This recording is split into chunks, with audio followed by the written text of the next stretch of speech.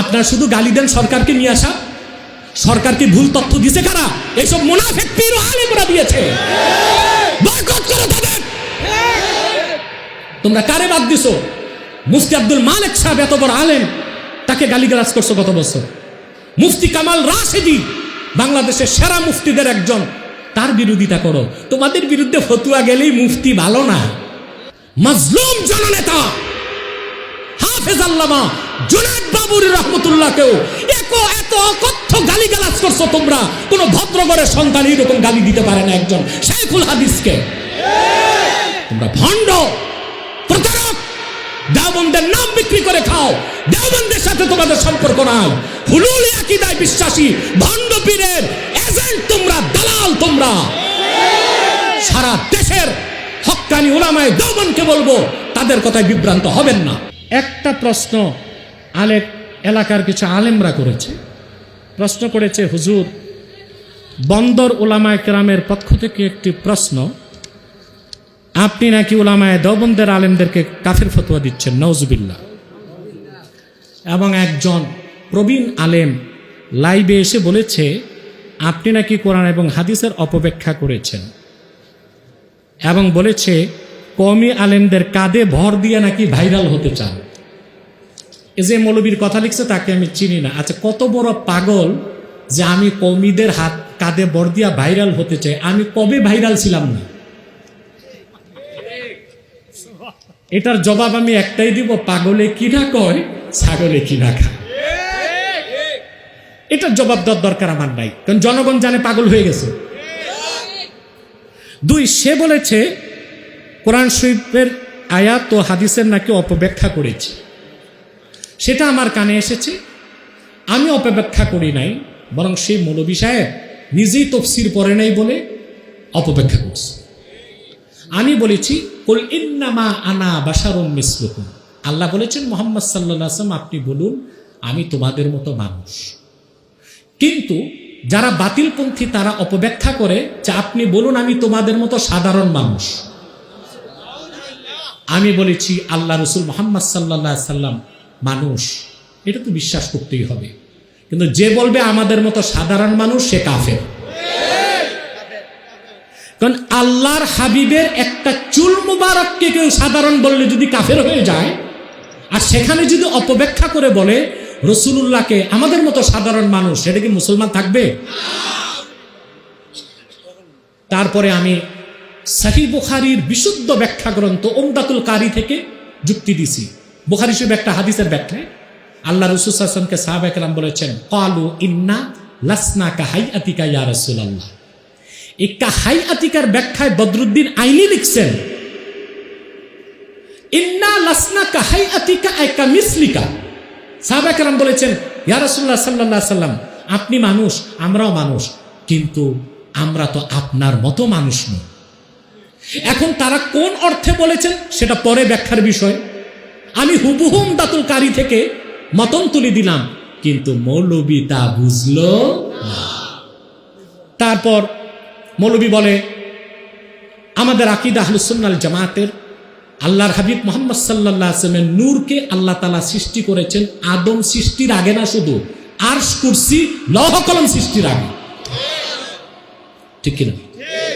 এই ব্যাপারে অসংখ্য সহিহ হাদিস আছে, কিছু মওযু হাদিস আছে আমরা বলি না, কিছু জয়ীফ হাদিস আছে তাও বলি না, সহিহ হাদিসগুলোই বলি। আর মৌলবী যুক্তি দিছে, দেখেন দলিল না থাকলে মূর্খ পণ্ডিতদের যুক্তি বলে মাটির দাম বেশি, নূরের দাম কম। মানুষ ভাদ্র মাসে পাগল হইলেই এইরকম কথা কয়, ঠিক কিনা? বেশি গরমে। আচ্ছা বলেন ভাই, যুক্তি দিছে কি? আদমকে নূরের ফেরেশতা সাজদা করছে। বেটা বেকুব, বুঝলা না তুমি? মাটি দিয়া বানানোর কারণে আদমকে ফেরেশতারা সাজদা করে নাই, বরং কিতাব পড়ো, তাফসীর পড়ো। তাফসীরও তো পড়ো না ঠিক মতো।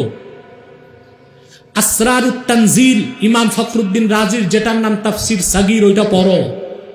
তাহলে নূরে মুহাম্মাদির ব্যাপারে আল্লাহ কোরআনে কি বলছেন তাও পাবা। আচ্ছা বলেন তো ভাই, আমরা নামাজ পড়ি কোন দিকে? কেবলার নাম কাবা। আমরা কি কাবাকে সাজদা করি না আল্লাহকে? কাবা হচ্ছে কেবলা, মসজিদকে।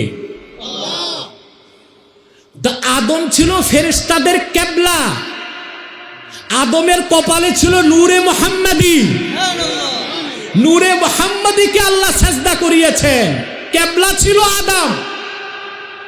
এটা হচ্ছে ইমাম জুরকানির মত, যিনি মাওয়াহিবুল্লাহ দুনিয়ার আরবি ব্যাখ্যা লিখেছেন।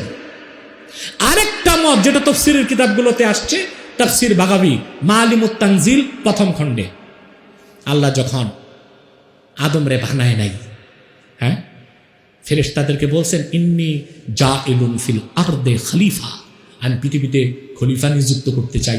ফেরেশতারা কি বলছে?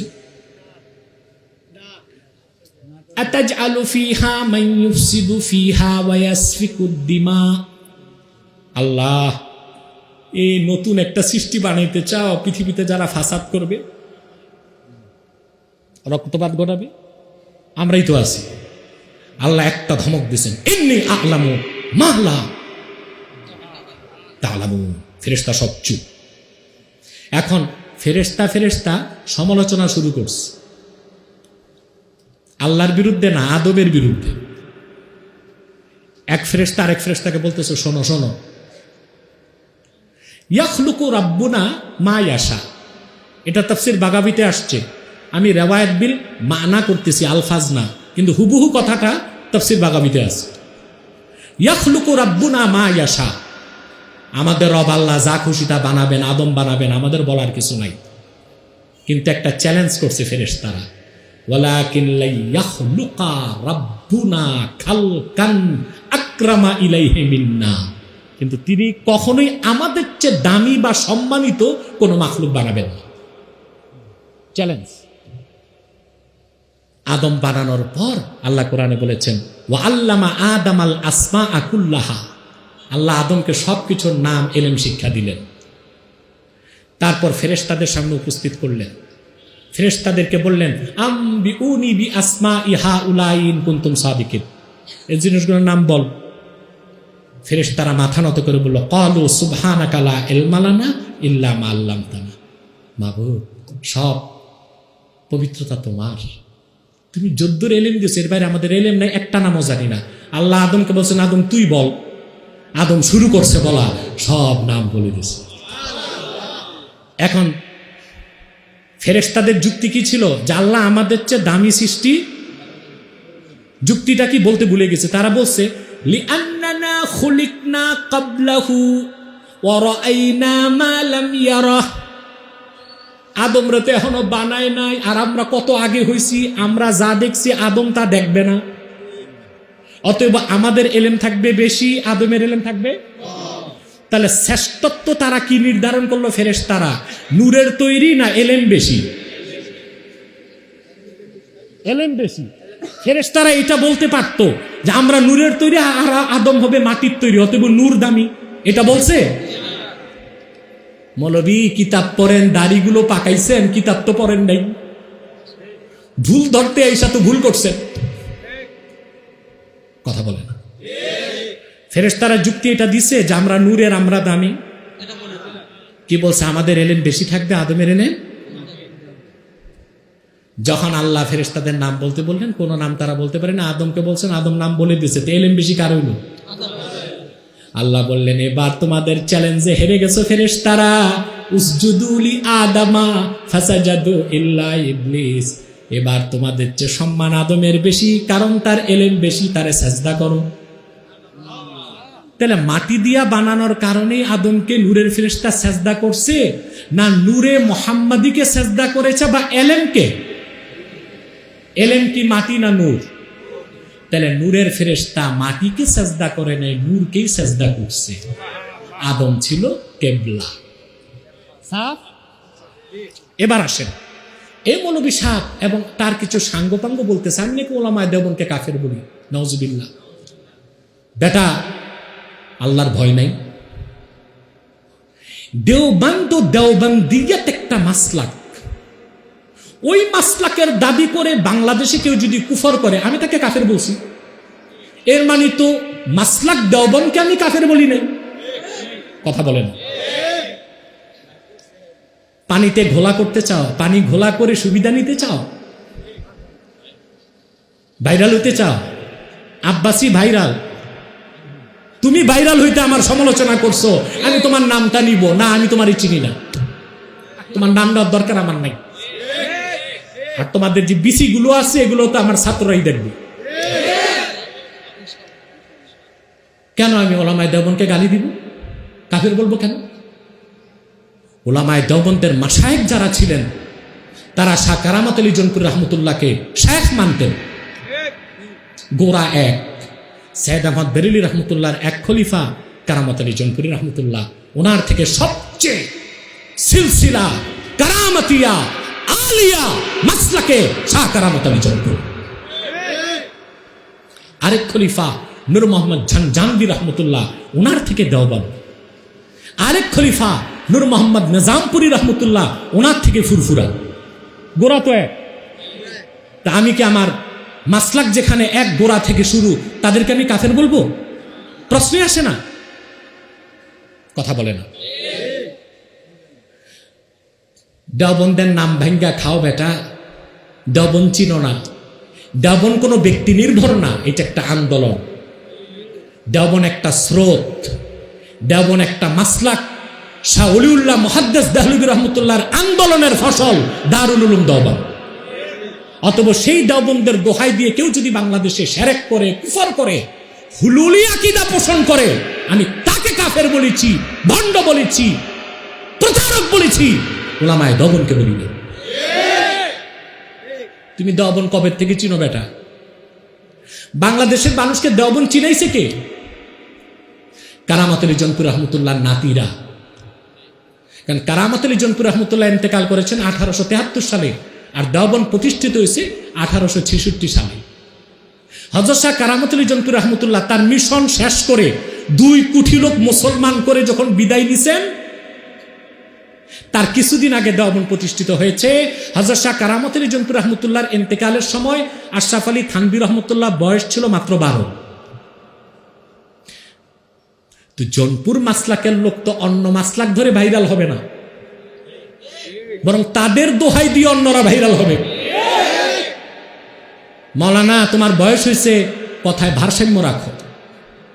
বিচিগুলোর জবাব আমি দেই না, তোমার মতো দাড়ি পাকা মানুষ এতটা খেয়ানত কেমন করে করো?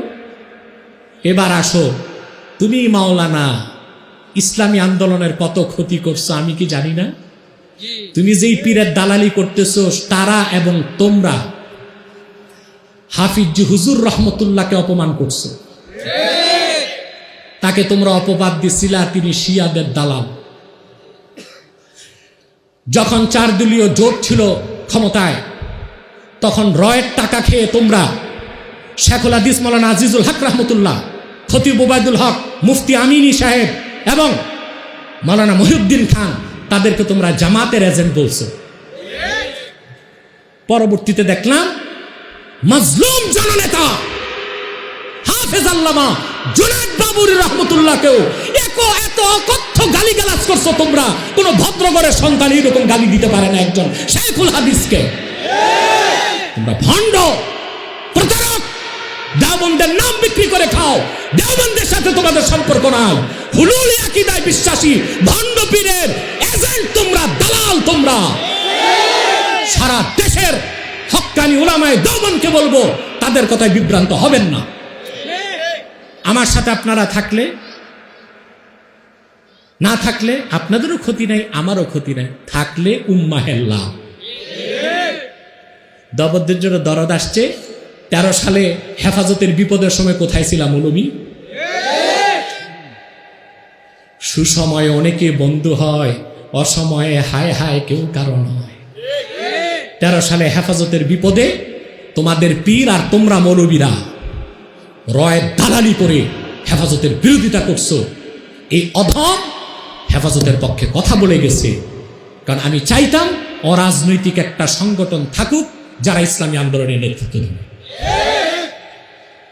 পরবর্তীতে হেফাজত যখন আবার জুনায়েদ বাবু নগরী রহমতুল্লাহর নেতৃত্বে লাখ লাখ মানুষ নামাতে লাগলো, আবার তোমরা অপবাদ দিলা তারা নাকি কোন দলের দালাল, তাদের বিরোধিতা করলা।